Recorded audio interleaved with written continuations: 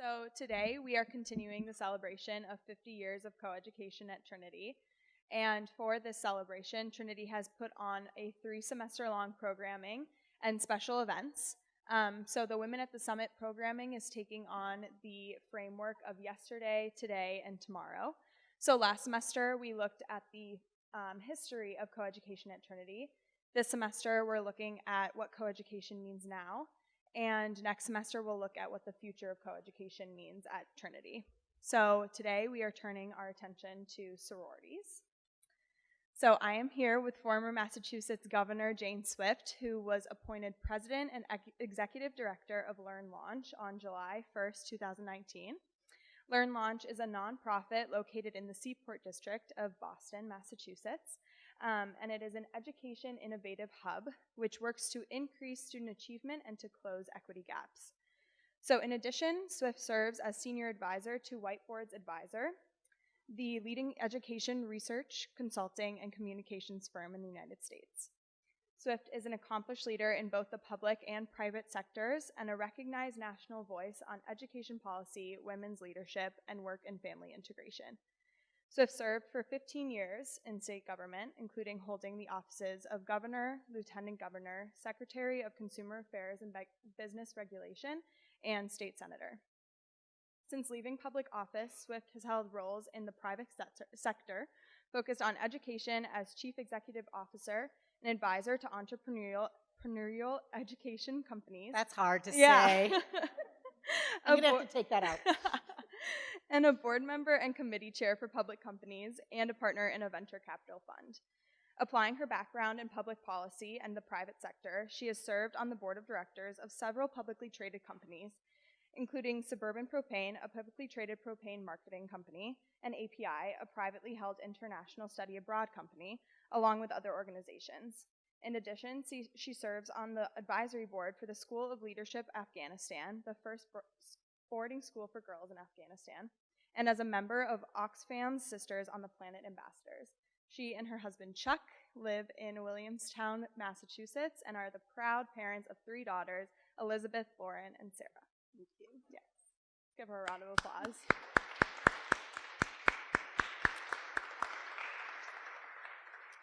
So tell us a little bit about your experience when you were here at Trinity, what you were involved in, your major, who your favorite professor was, kind of what shaped your experience here. So thank you. I will say yesterday my brother called me and said he saw one of my college classmates at a field hockey game yesterday, Dan Ty, and I sent him a quick note saying, and I messed up the title, I said they're doing the Women at the Summit, it's about the past, present, and future, and I'm like one of the relics. So I'm glad actually to clear that up. I'm not a relic. I'm actually the present, which is a nice thing to know.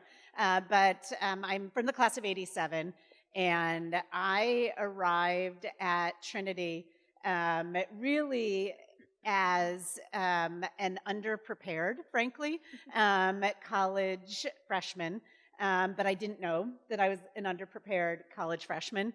I came from a working class family in a blue-collar community, and I am pretty sure, because you're all brilliant Trinity students today, it's not going to surprise you to know that back in the 80s, you could arrive on a college campus and not be completely aware of what places far from your house looked like, because we didn't have cell phones, we didn't have the internet, and all of those modern communication vehicles. So as I told a group I talked to several years ago, I had never heard of a BMW car, because in the community I grew up in, there were no BMW dealers. When somebody mentioned they were from the main line in Philadelphia, I scratched my head about how somebody lived on a line until I finally found out much later what that meant. But the biggest shock to me was when I went into my first English class and really struggled because I was one of the top students in my, as it turned out, not very good public high school in North Adams, but I had no way of knowing that when I got here.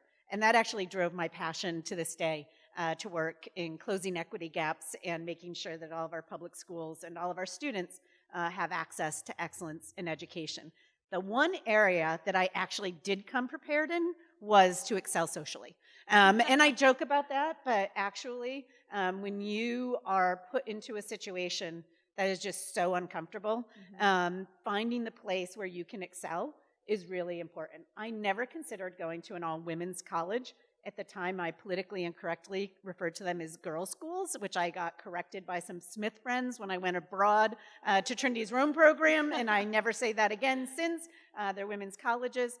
But I had a lot of experiences in all-female organizations. So I was a Girl Scout and held some leadership positions in my Girl Scout troop, which is sort of what people in blue-collar cities growing up in the 70s did for leadership experiences. I had played sports. I was kind of a plugger and the person who worked really hard, so I wasn't going to play competitive sports at Trinity, although I did play rugby, probably, again, more because of my beer drinking ability than my athletic ability, and a little bit about my aggressive tendencies. The high school football coach once told my father I would have been a great middle linebacker, and that is kind of what rugby is. But when I got to Trinity, I was a little bit lost. And like most college freshmen, didn't really want to show that. But fast forward to a couple of years ago, and this will tell you just how searing some of those experiences were. I can still tell you exactly what I was wearing on my freshman year when I walked into North Campus at Trinity, because it was so incredibly wrong for the social and situation here. And the reason I still remember that, and I can tell you that, is 25, 30 years later, the night before I was bringing my daughter, my oldest daughter, to her freshman year, and our economic circumstances had completely changed. She was going to a very different type of college. I remember standing in my closet, and I was like really having almost an anxiety attack about what I should wear as her mother to bring her to college.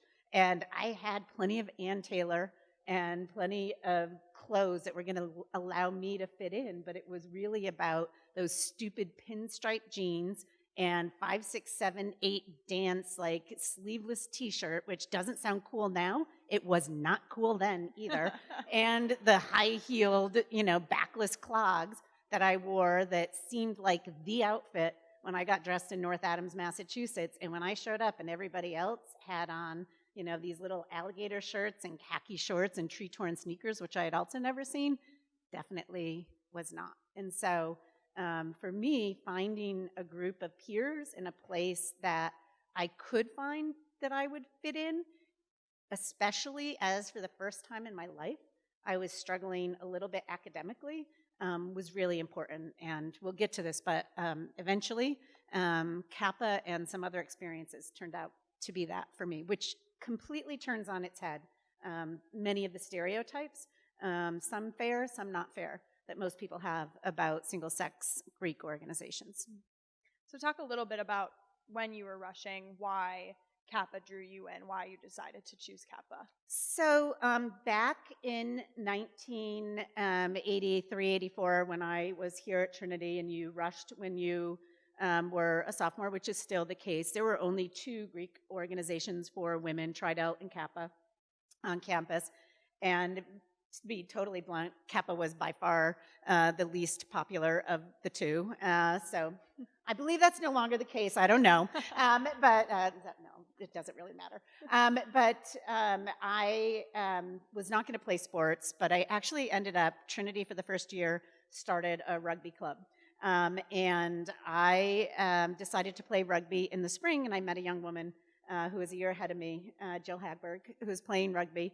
And I had a tragic thing happen in the winter of my freshman year. My brother's roommate at Union College, my brother and I are still very close. So he called me yesterday to say Dan Teig said hello. His freshman year roommate died in a car accident on campus his freshman year. It was very, very difficult. My brother was in the car and obviously survived, but very hard.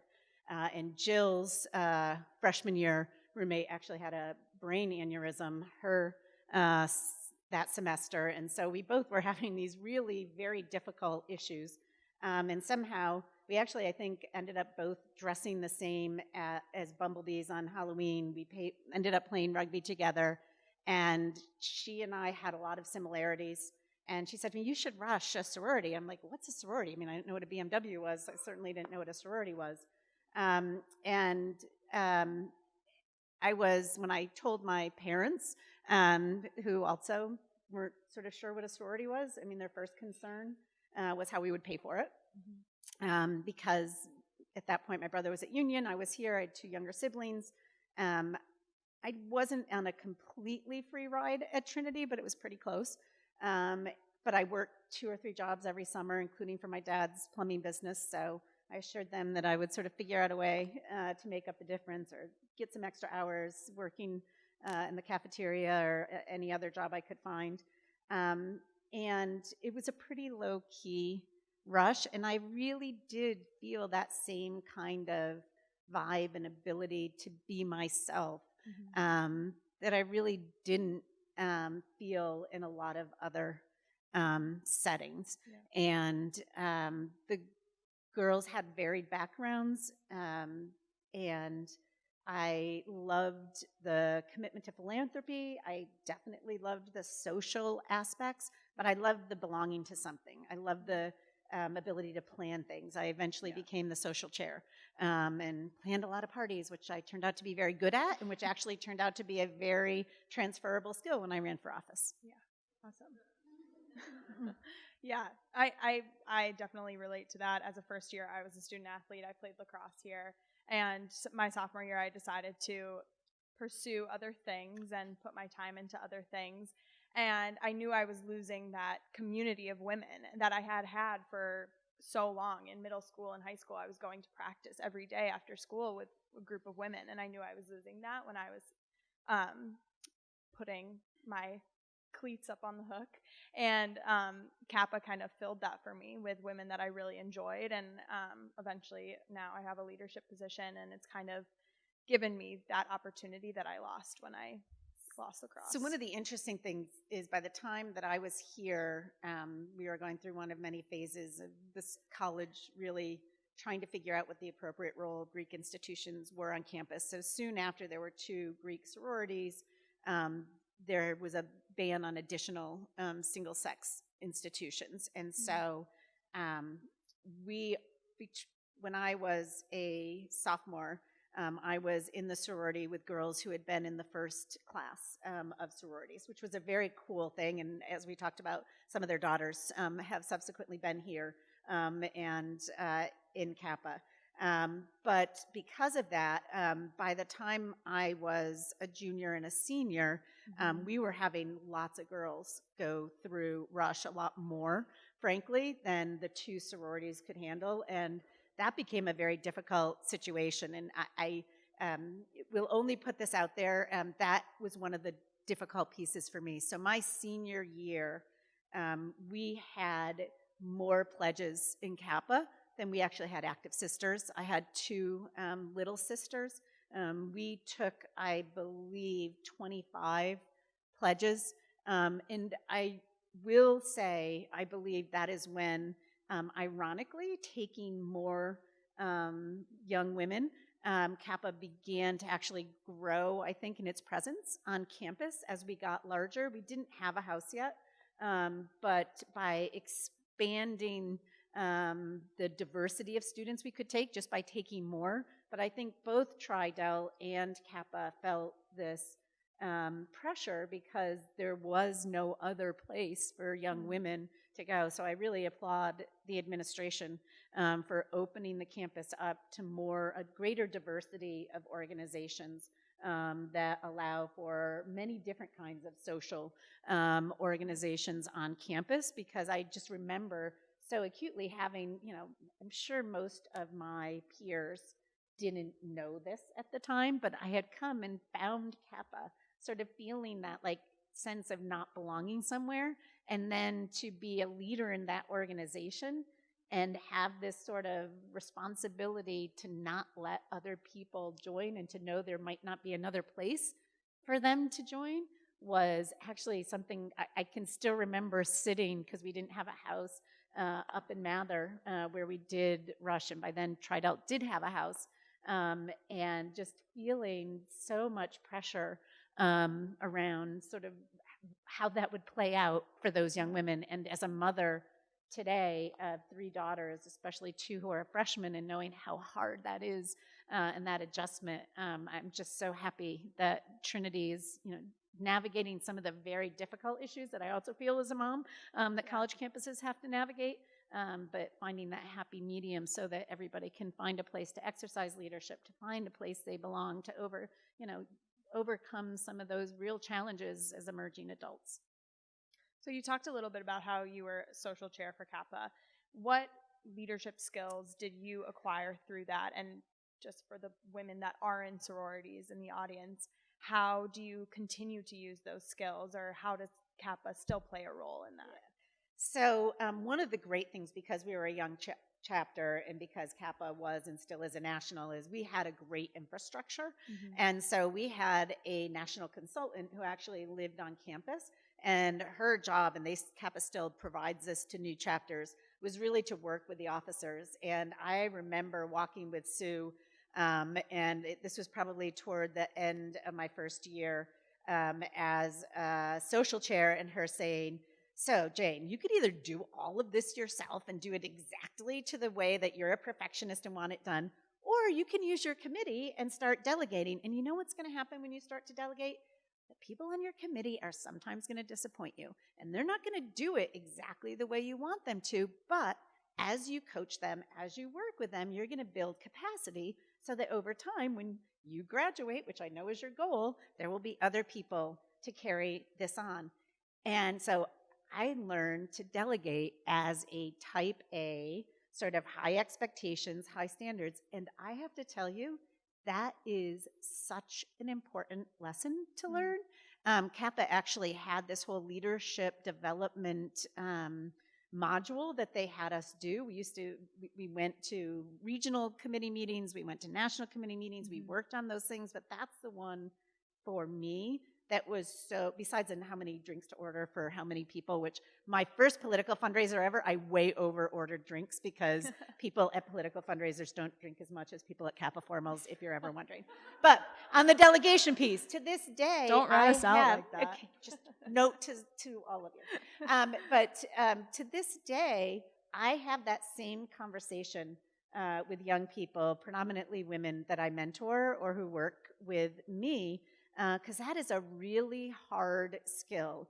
And there are 7 days in every week, 24 hours in every day, and 365 days in every year. And there is only one resource, if you're a leader, that you have no control over expanding. You can raise more money, you can hire more people, you can build more stuff, you can do all kinds of things. You cannot create more time. And so learning how to delegate and build capacity is incredibly important. And so I have had that conversation, I don't know how many times, with other young people in almost the same general format that Sue had it with me as a junior at Trinity. And as I told you earlier, several years ago, I was on campus, and I've only been on campus a handful of times, but I smoked to a smaller crowd than this. A lot of them were Kappas. It was a almost more beautiful day than it is today, but a much more difficult time to get people to show up. I think it was 4 o'clock on a Thursday afternoon. I was like, this is not going to go well. And one of the young women in the audience, Emily Clater, recently, yesterday, I won't kill my punchline, told me that when I gave my standard refrain that has nothing to do with this speech, but I deeply, deeply believe we need diversity of leadership in every institution, in our communities, in our institutions, whether they're schools or workplaces or countries. So for all the women here, usually women don't run for leadership positions because they have this belief that they don't have the right qualifications. Believe me, you do. So I hope all of you will will run. Women usually wait to be invited. So I always invite young women, please run for office. Apparently I gave that speech several years ago, and Emily Clater heard me give that and told me yesterday or the day before it inspired her to run for student body president, and she won. It also inspired her to stay in touch with me. And I took that job in July at Learn Launch, and my first and only hire to date was Emily Clater, who is going to make me hugely successful, and hopefully pretty soon I'll be able to give all kinds of speeches because I won't have to work as hard. And she can join a long line of terrific young women who are going to change the world. Yeah, she was the SGA president 3 years ago, and I think she was the first woman Greek life SGA president. I may be wrong about that, but something along those lines, which was big for Greek life and it was big for Kappa. So this Women at the Summit programming is all about coeducation at Trinity and celebrating 50 years. So talk a little bit about how it was being a woman on a campus that had for so long been just men. So, by the time I got to Trinity, I didn't notice the differences in coeducation all that much. Trinity was almost 50-50 by the time I got to campus. So one of the things that I just want to say is I know we have some women here, and I've been so fortunate. I have no idea, except maybe my fashion choices when I arrived on campus, why I was chosen to represent the 80s on the coordinating committee for this Women at the Summit program.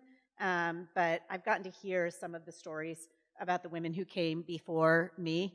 And certainly in my other leadership roles, I've occasionally gone first. And I know how hard that is.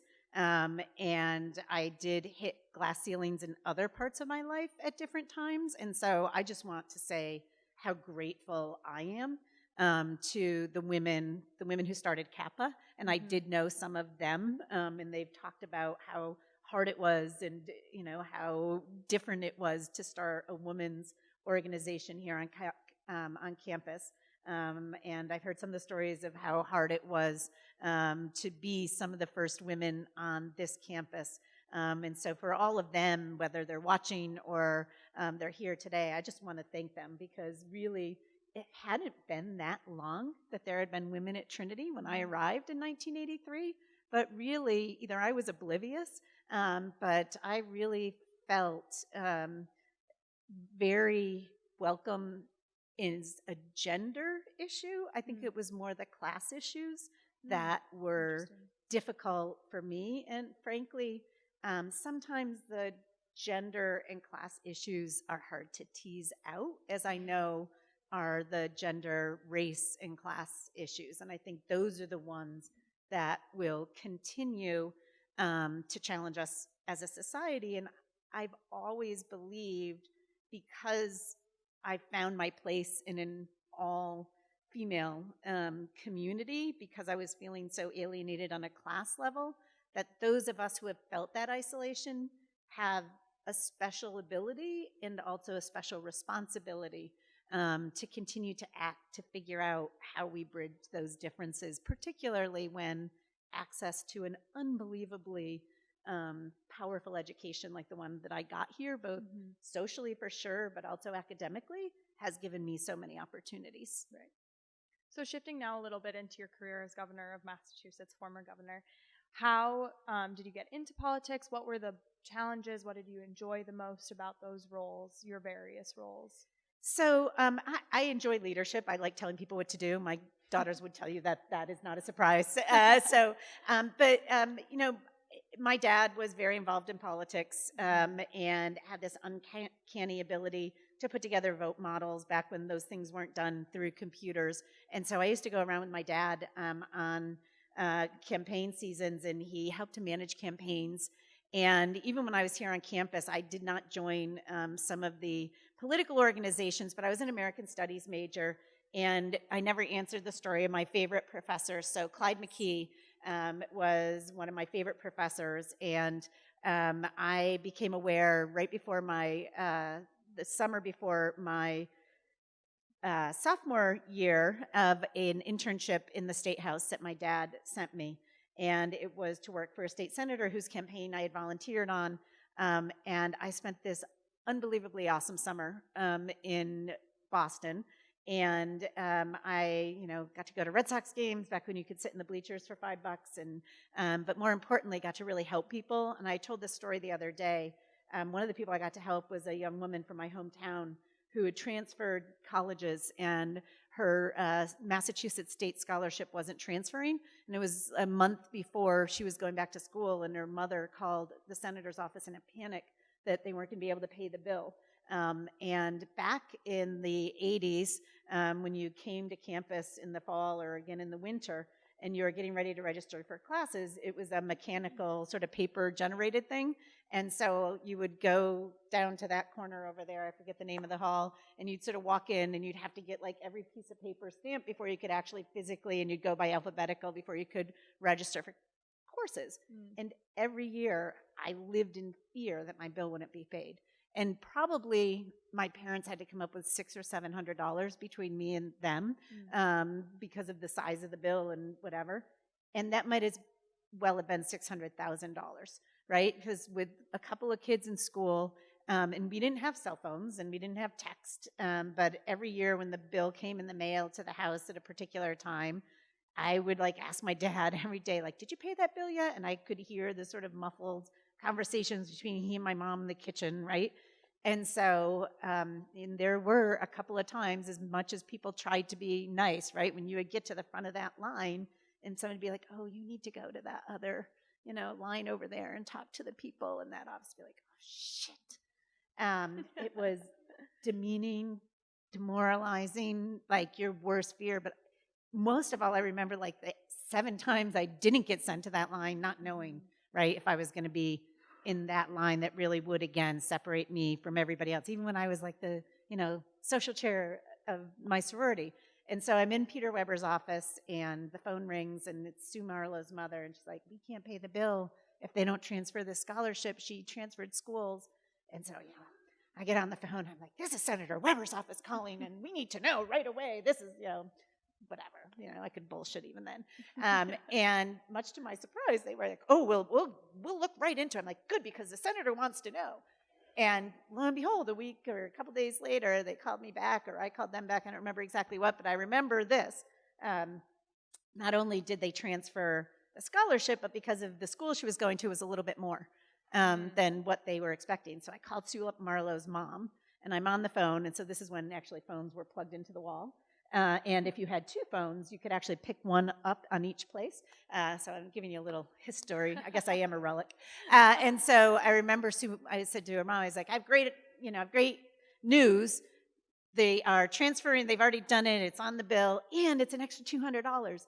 And I believe she was crying, but she's like, please, do you have a couple more minutes? Please don't hang up. I need to yell to Sue. And you could hear her yelling. She lived across the street from my grandmother, so I could picture the house. She's like, Susie, get on the phone. You remember Jane? You remember Jane Swift? She rode the bus with you. You have to get on the phone. You're not going to believe what she did. Like, I didn't do anything, right? Because she was entitled to this money. It was a paperwork thing, and I had just, used Peter Weber's name. And so she gets on the phone. She's like, Mom, what?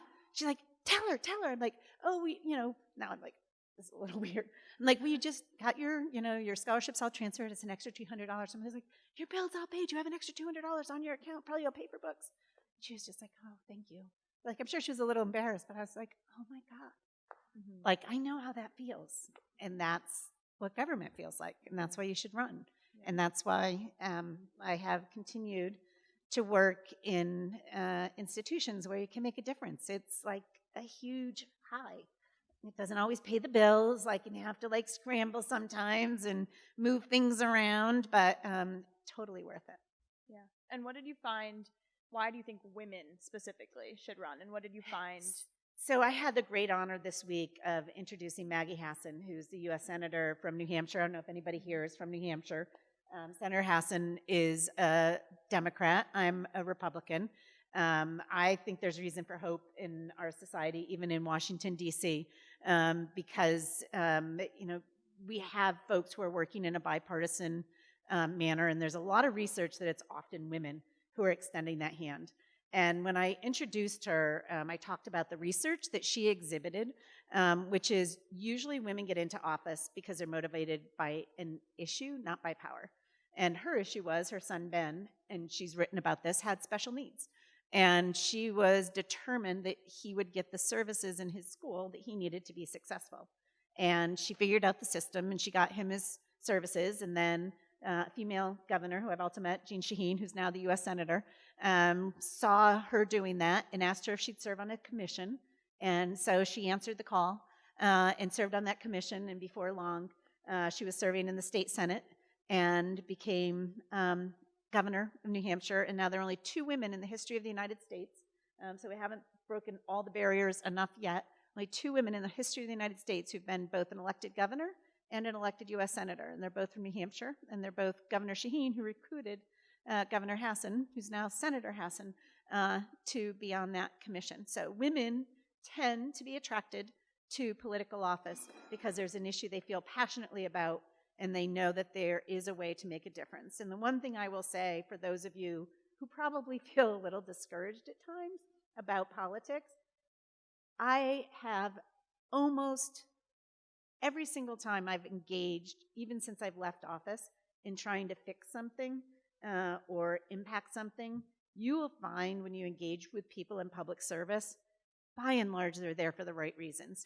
You may not agree with them, you may not agree with the way they're approaching the issue, but you will find if you look hard enough and you approach it in a spirit of goodwill with an open mind, people who are smart, who are talented, and who are trying to do the right thing. And one of the things we don't have enough of right now, frankly, are people who are willing to accept that you can actually like people who disagree with you. And we need to get back to that. And I think Senator Hassan is one of those people. And I've met a lot of women and a lot of men, but there are a lot of women who understand that and who are working at all levels of government. And you can make a difference. And sometimes you can make a difference on big things. And when you're governor, you can run a lot of shit. And that is very cool. Did you experience any gender inequalities while you were in those positions? And how did just you a few. Yeah. So there's a lot of research about the amount of attention that gets paid to women around hair, hemlines, and husbands. And so I wrote the bio that you worked off of, and so I didn't mention some of those, but I gave birth to my twins when I was governor. And no other women had given birth to their children as governor. Subsequently, one other has. But the press and, frankly, a lot of people in the public nearly lost their minds when that was going on, which was a little bizarre to me because I was married to the person who was the father of these twins. So I didn't see the scandal. But it was really, and there's a lot of research that at that time, and probably still, voters were concerned that I would be distracted from my job, or that I would, care too much about my children or not care enough about my children, which is kind of hard to split that difference. And also, frankly, a lot written about my appearance. Which I'm obviously very good at joking, which also didn't always go over that well, but really painful stuff, right? Like I always used to say, I was pretty aware at an early age that cheekbones weren't going to be my meal ticket, and then all of a sudden I'm in this sort of leadership role, and all people care about is what I wore every day. I was the first governor. I cared about education a lot and educational equality, and we did a lot of great work. And so as governor, I did the first ever state of education in September of the first year I served as governor. And the day after I did that big speech, I was all excited. So that was also a day when you had to wait till the next day to read your press. And it was in print. So I was all excited to see the newspapers because I knew the press had come and they had covered it. And one of the newspapers, I opened up the paper. I knew it was going to be front page because it was policy, God forbid. And there's a big picture, so usually a big picture means you'll get some attention of me getting out of a car. And do you know what the picture was about? Speculation if I had worn the same suit to my state of education speech as I had worn to my state of state speech. Mm-hmm. Now, my husband and I still were not wealthy by any stretch of the imagination when I was governor, so first reaction was to be pissed off because I had paid more money than I had to have 2 separate suits that I had worn to both of those big events. But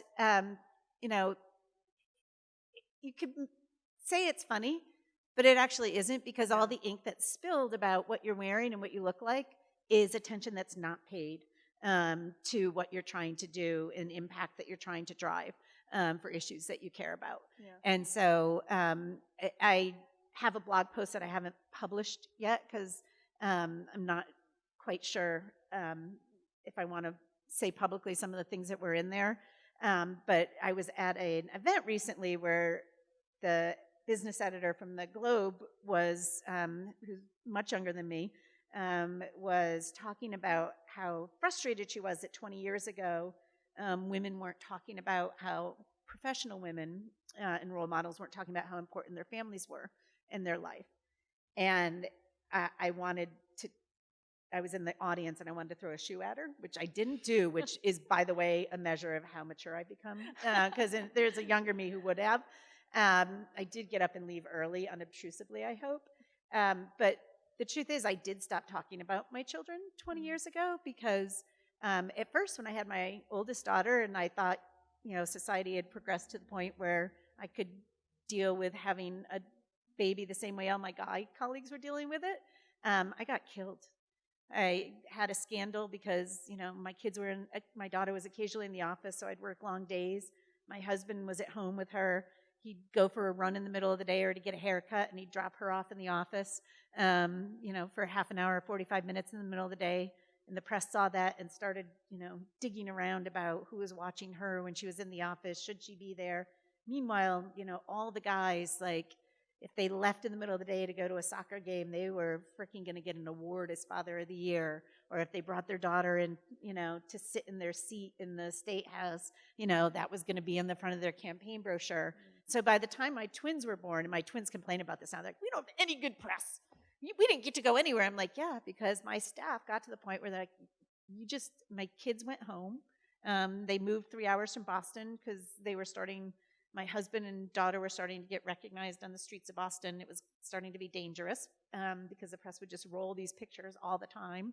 And it was just a distraction. And so not only did I not get to talk about it, but I actually couldn't have them with me when I was going to the Topsfield Fair on a Saturday when all the guys, right? And then the press would be like, how could she possibly do this job with 3 little kids living 3 hours from Boston? I'm like, your biases are the reason my family has to live 3 hours from Boston and that they can't get integrated into my life. But of course, I couldn't say that. Right. And so in some ways, this reporter was right, but it was her 20-year-ago peers and the women, frankly, who were writing the articles that made it impossible. And that's about going first, right? Sometimes when you go first, you just have to do the job well and hope that those that come later will have more flexibility to do the job well and maybe attack some of the biases. Yeah. And how do you think, being in your various leadership roles that you are in today, do you still see those carrying over? And how do I you think see we made a ton of progress. So I spend a lot of time, more than I have, mentoring other young women. Yeah. And so I spoke at Harvard this week, and I told that story, but I also told the story that I was at a conference with way too many white guys about a year and a half ago, and a young woman came in late, and I thought she was going to be embarrassed because everybody was going around the room introducing themselves, and they were getting to her right before she could barely settle down, and this curmudgeonly old guy didn't even bother to give her the chance to get settled and tell her what everybody was doing and introducing themselves. And I was worrying for her, what if she doesn't know what to say? What if her boss is there? And her name's Angela, and he's like, it's your turn. I was like, oh, I was gonna have to go over the table at him, even though I was 3 tables away. And she took the mic and she stood up and she said, my name's Angela Seresny, and I'm the CEO of Climb Credit. I know you wanted us all here at 8 o'clock, but I dropped my kids off on Tuesday morning and I can't be here at 8 o'clock. Boom. And I am getting appointed next in a couple of weeks to be the first independent director on her board. She's going to make me $1 billion. She is now one of dozens, maybe we're into the hundreds of, we call them Swift Cats, but I have had so many young women. Emily's another one, who have worked for me over the years. So once I left office, I've had the opportunity to speak out when I see injustice, to mentor other young women, hopefully to make a difference, hopefully to push the envelope, occasionally throw a shoe, but not physically, when I see things happening. And, I did write a blog post about Angela and posted on LinkedIn And it made her mother cry, so that was good. But it got a lot of traction. And there were a couple guys who came up to me who talked to me about, my wife feels still some of that bias, but the best conversation was a guy who came up to me and he said, sometimes, I have to, be late to a meeting too. And I said, yeah, but you know what? You never worry that people are going to worry or think you're not doing your job. Mm-hmm. And so just think about that. Yeah. Right? You don't have to worry about it. And I hope she didn't think about it, but she probably thought about it. But the difference is I couldn't have done what she did. I tried it 20 years ago and got killed and couldn't do my job effectively. The fact that she can own both of her roles now is in that she's out there doing it. And by the way, look her up. She's been named like one of the most promising young CEOs in the country. She's killing it. And daughter of a public school principal in Michigan, just phenomenal, first-time CEO. But she talked about imposter syndrome in a Fortune magazine. But she's going to make it possible for all the young women here. Like, it's going to be so much better for you and for my children. And so that's the goal, right? Not to throw shoes when we're upset that your generation doesn't completely understand what it was like for us, but make it better. So we're going to open it up for some Q&A now. And we're going to end right on time because I am a mom, and Kat has a test. I do, yeah. Right? That she should definitely get extra credit for doing this right ahead of, like, at least a couple extra points. I'll send you my professor's email. You can tell him. Better yet, send him Joanne's. Yes. Hi, thank you, first of all, so much for this presentation. I was hoping that you could share some advice that you have for the young women who are leaving college this year and entering the real world. So if you don't yet have a LinkedIn profile, make sure you have one. If you haven't scrubbed your social media of all the fun things you've done in your life, please do, because employers will look. So that's number one. Think through the things that you love. When I left here, I took a job in retail with G Fox, which recruited on campus, which was a great job, and I learned a lot of things. But I already loved politics, but I didn't think of it as a job. My kids, I think a lot of young people today, and a little more even your peers a little older than you, have been so impacted by the Great Recession that you're like so focused on what's the right thing to do, what's the right first job. And this is the same advice I give my kids. Do something you love. I promise you, you will be successful. You're going to work for a long time, but also as a young woman, if you choose to have children, it is hard. Not because it isn't getting better in society, but just because kids are hard. I just had this conversation with my mom, right? And they don't get at some point they must get easier. I'm not exactly sure when that is because I'm not there yet. So also be nice to your moms. So I always told people I am so lucky, and this education gave me that gift. Leaving my kids at home every day for a job I loved some days was nearly unbearable. I can't imagine leaving my kids at home and missing some of the things I missed for a job I hated. So just keep that in mind as you're making those choices. And I know I've been more successful because most of the time, not every day, but most of the time I'm doing stuff I love. So that's number one. So think of the things you're good at. Think of the things that you love. Network, right? Not every networking has to be toward a job. Some of it can just be working through those questions I just asked. Like, what do I love? What was I good at? Emily also did tell me that the first time she called me, I told her not to run for political office, which I have to go revisit that, but I was in a hurry yesterday because I'm not sure that's exactly what I said to her. But she came in and met with me when I didn't have a job to offer. She called me 2 years ago when I was looking for a job myself and stayed in touch. And so you all are in a really exciting and a little bit scary time, right? You're going to change jobs a lot. You're going to change careers a lot, and the actual types of careers that are going to be available are going to be really different. So the one constant is staying in contact with folks. the great value of this kind of an education are the connections that are available to you and the people you'll meet. So do that. Don't go get another degree until you've had a little bit of a sense of what it is you want to do. But do that. My mother's still pissed I don't have a master's degree. She asked me still, like after we finish talking about how hard kids are, she probably will bring it up again tonight when I see her for dinner. And don't be afraid to ask for the things that you want. So there's such good research that young women just don't close, right? You don't ask for the job, you don't ask for the raise. If any of you ever take your first job and don't negotiate the package that's offered to you, I will haunt you in your dreams, right? And this is, let me just tell you this, right? I have never offered a man a job that hasn't tried to negotiate me up, right? I can't always negotiate it, but most people, when they offer you a job, have some more room. So if they don't, this is what's going to happen. They're going to come back to you. They're not going to take the job away. They already offered you the job. So if somebody offers you this much money, this much vacation, and this kind of title, and you come back and ask for more money or a different title, or don't ask for more vacation.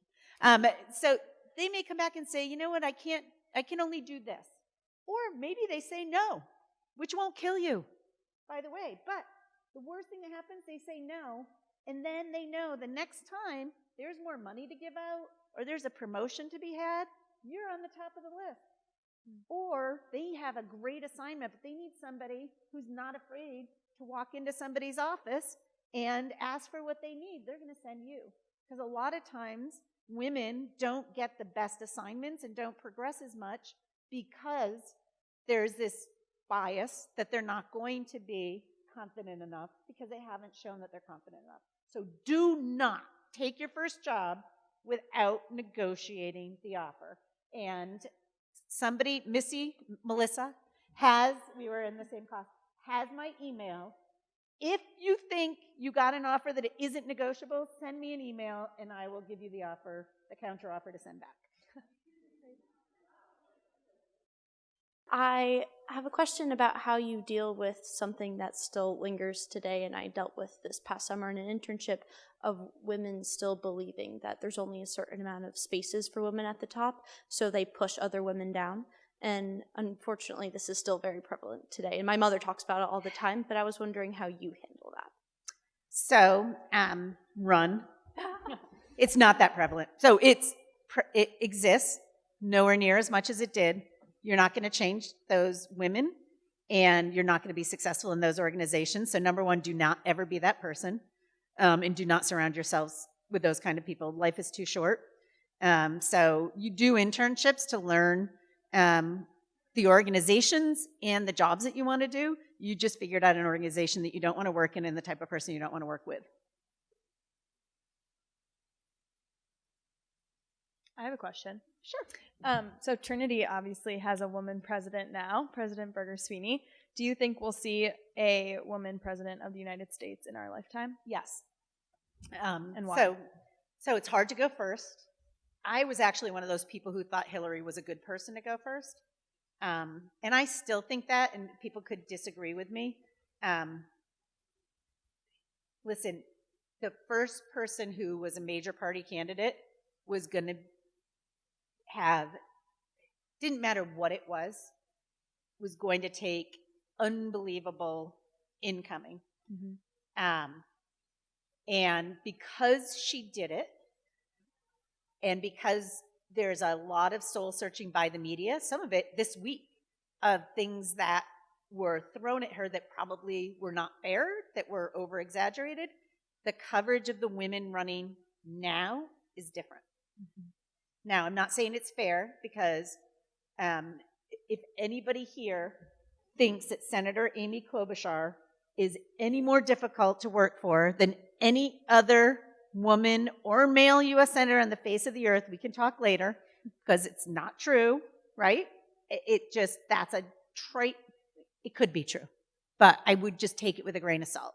She was probably one of the biggest threats to the Republicans and to some of the Democrats, And so they decided to take her out early with a tried and true female stereotype, which is she's a bitch.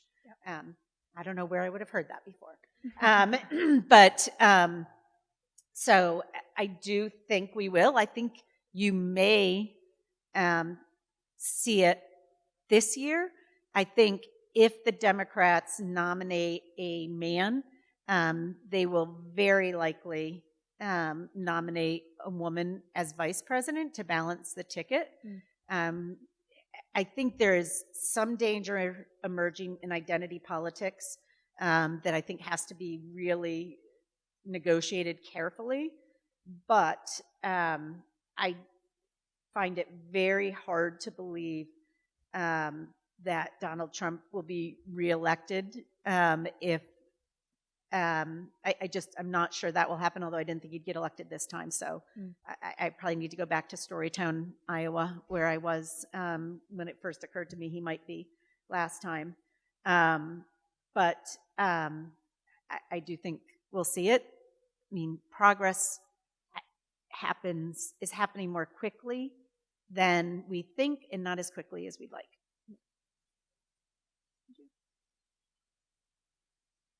And it'll certainly happen if all of you run. For something. What's the best lesson you think you learned at Trinity?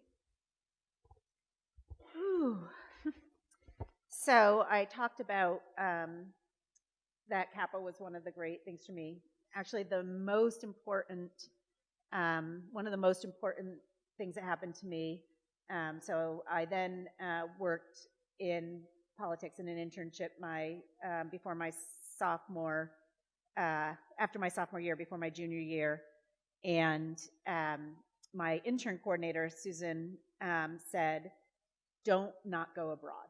Like, I made a huge mistake not going abroad. And I was tempted to not go abroad because I wanted to be president of Kappa, and you couldn't run for president if you were abroad in the spring. And that stuck with me, and so I ended up going to Rome. And it actually surprised me that I got reelected as social chair, because that was one of the major offices, and I didn't think I would get reelected. And they called me on the payphone and told me they had reelected me in absentia to be the social chair, so it just showed you how good I was at it. But while I was abroad, I had this professor, Professor Andreotti, and her father was prime minister, I believe, of Italy at the time, and I just was fascinated with her. This is a long time ago, but she was very thin. She chain smoked in front of the class. She was teaching us about Italian history, and she was brilliant and everything that was cool in the world. And she handed back our first tests, and you could tell she was very not pleased with us. And she's flicking them onto our desks, and she goes back to the front of the classroom, and she sat down, which she never sat, sort of crossed her legs like this, and gave us a lecture about being the most privileged children from the most privileged schools, from the most privileged country in the world. And we had just handed in the worst performance she had ever seen in her life. And so here we were, studying in Rome, what she called a European holiday, for 3 months on our parents' dime. And did we realize how few 18, 19, 20, however old we were, 21-year-olds in the world, ever would get that kind of opportunity? And yet we couldn't even study for an hour for her Italian history test. And I already told you how searing it was for me to come here. I didn't tell you about I shouldn't say her name, about my this girl who moved in across the hall from me, who her parents on move-in day pulled every piece of furniture out of her room and moved in an entire new bedroom set that was all Laura Ashley. Like, I had never seen such a performance in my life, right? And so, erase the tape, right? Because she has anyway. But when Professor Andreotti said that, I mean, it wasn't a light bulb, but I was like, oh my God, here have I been thinking about poor me, washing dishes at Saga. I'm the poorest of the poor at Trinity, carrying this huge chip on my shoulder. And all of a sudden I'm like, look around, right? Like, yeah, I might be the poorest of this like top percentage of kids, but I'm here with all the rest of the privileged ones. And about all those kids I went to high school with who didn't even get to go to college, or all the ones in these other countries who don't even have an inkling of what this is. And it is actually one of those moments where I was like, stop focusing on how much you don't have and start focusing on how much you've been given. And at my inauguration as lieutenant governor, I used a quote about to those who much is given, much is expected.